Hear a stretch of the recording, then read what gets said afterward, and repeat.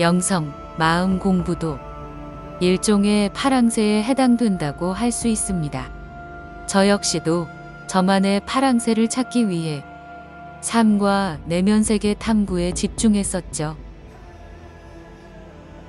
파랑새는 있기도 하고 없기도 하더군요.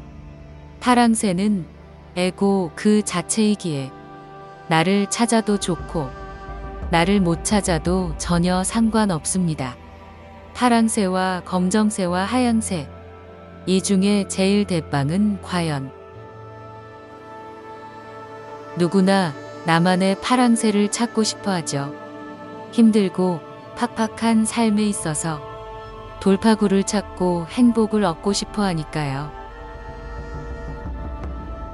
가슴에 파랑새를 품고 사는 사람들은 삶에 대한 열정이 강한 분들입니다. 파랑새의 모습이 뚜렷하고 구체적일수록 강한 에너지와 활력소를 가져다 주기도 하죠. 일반 파랑새와 영성 파랑새는 그 모양과 성격이 많이 다릅니다. 일반 파랑새는 성공과 행복을 베이스로 하고 영성 파랑새는 의식의 깨어남을 베이스로 합니다. 일반 파랑새는 에고의 바람과 희망이고 영성 파랑새는 참나의 이끌림입니다.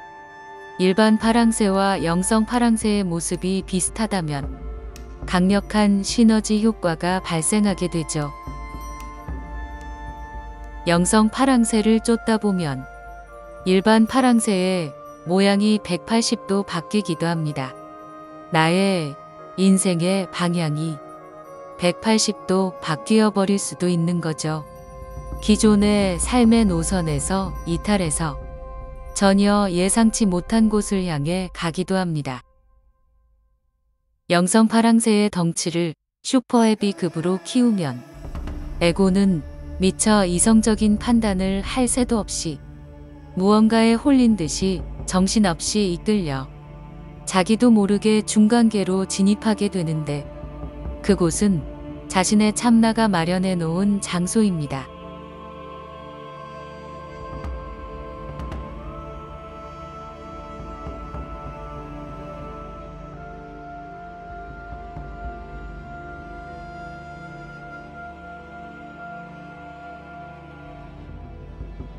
잠든 상태의 체험이든 깨어난 상태의 체험이든 모두 상관없고 무방합니다.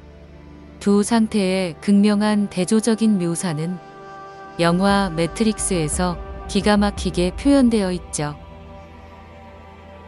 빨간 약의 선택이든 파란 약의 선택이든 자신의 영혼의 체험은 완벽하게 이루어진다는 실제 현실을 살아가는 것과 가상 현실을 살아가는 것은 에고 중심의 삶과 참나 중심의 삶의 차이입니다.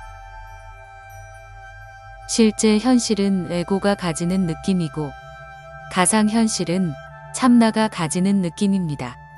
에고는 3차원밖에 인식하지 못하기에 세상을 실제 현실로 느낄 수밖에 없고 참나는 여러 차원을 인식할 수 있으므로 3차원을 가상 현실로 느끼게 됩니다. 에고를 나라고 느끼는 삶과 참나를 나라고 느끼는 삶은 완전히 다릅니다. 에고는 한정된 범위 안에 나를 가두어 놓는 반면 참나는 무한한 범위의 확장성을 나에게 제공하죠. 잠든 상태인 에고의 의식으로 살아가는 것은 고스란히 에너지 저항의 스트레스 속에서 사는 것이고 깨어난 상태인 참나의 의식으로 살아가는 것은 에너지 저항을 유연하게 흘려보내며 사는 것입니다. 계속 깊은 수면 상태인 에고의식의 삶도 괜찮고 깨어나 가상 현실을 즐기는 참나의식의 삶도 괜찮습니다. 이것은 님들이 선택하고 싶다고 해서 되는 게 아니라 전적으로 님들의 참나의 선택에 의해 결정됩니다.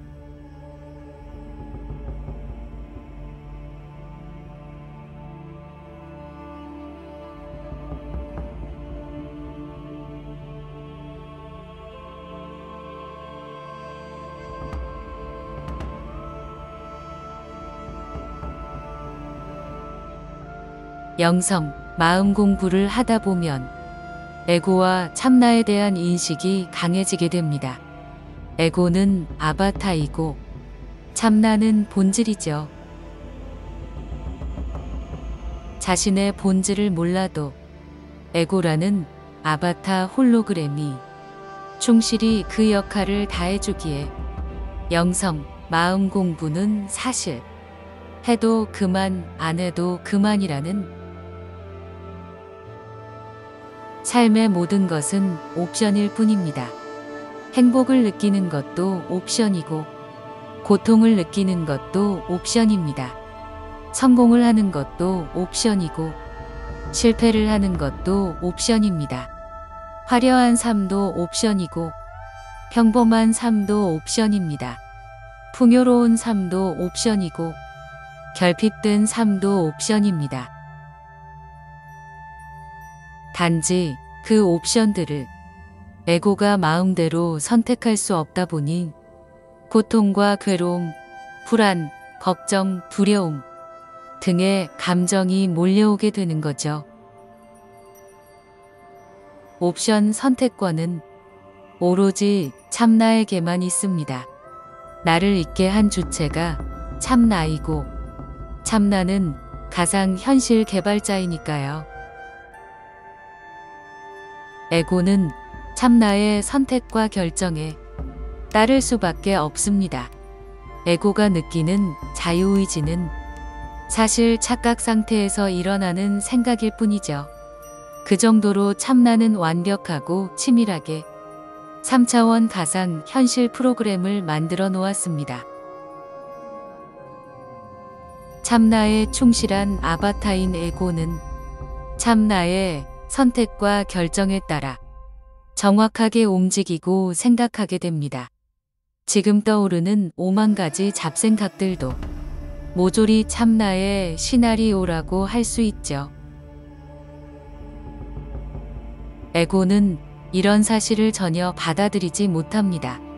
에고가 이런 것들을 받아들이지 못하도록 참나가 미리 프로그래밍을 짜놓았으니까요. 그래야 가상 현실이 아닌 실제 현실이 펼쳐지는 것으로 완벽한 착각을 일으키게 되거든요.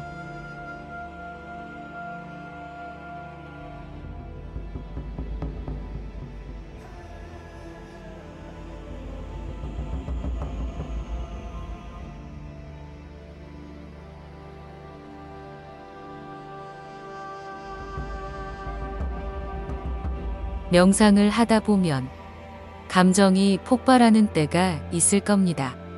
보통은 억누르고 제어를 하게 되죠. 감정은 조절해야 하는 거라고 어렸을 때부터 교육받아 왔으니까요. 감정 조절은 깊은 명상을 방해합니다. 감정 증폭을 시키고 관찰력, 관조력을 형성하면 감정의 뿌리에 도달하게 됩니다. 대부분의 사람들은 명상 초기에 감정 폭발을 잘 시키지 못하는데 그것은 바로 두려움 때문입니다. 두려움이 나를 가로막고 무의식 정화가 일어나지 못하도록 방해하죠. 자신의 근원, 참나로 가는 가장 큰 방해물은 내 마음속에 존재하는 두려움입니다. 이 두려움을 뛰어넘지 못하면 근원, 참나에게 도달할 수 없고 무의식 정화는 진행되지 않으며 에너지의 증폭 역시 일어나지 않습니다. 약한 에너지 상태의 분들은 두려움의 심리가 자신을 지배하고 있습니다. 두려움은 나를 축소시키고 움츠러들게 해서 소극적이고 수동적으로 만들어버리죠. 그래서 아무리 내면 깊이 들어가려고 해도 들어갈 수 없게 되어버립니다. 명상을 하면서 두려움에 굴복해서는 결코 내면 장벽을 뚫고 핵심 코어에 도달하지 못합니다. 무시무시한 두려움이 몰려와도 과감하고 단호하게 불구덩이 속으로 뛰어들어야 하죠. 두려움의 지옥의 불구덩이 속에 자신의 진정한 근원과 참나가 있으니까요. 두려움을 이겨내고 감정을 더욱 증폭시켜 감정 폭발의 불구덩이로 뛰어들 수 있으려면 독서와 홈트레이닝, 근력 운동으로 기초 내공을 튼튼하게 쌓아야 합니다. 지적 에너지와 신체적 에너지로 기초 내공을 착실히 쌓아나가다 보면 어느 순간 자기도 모르게 자신을 괴롭히던 두려움의 강력한 쇠사슬을 끊어내고 과감하게 내면 번지점프를 성공시키게 됩니다.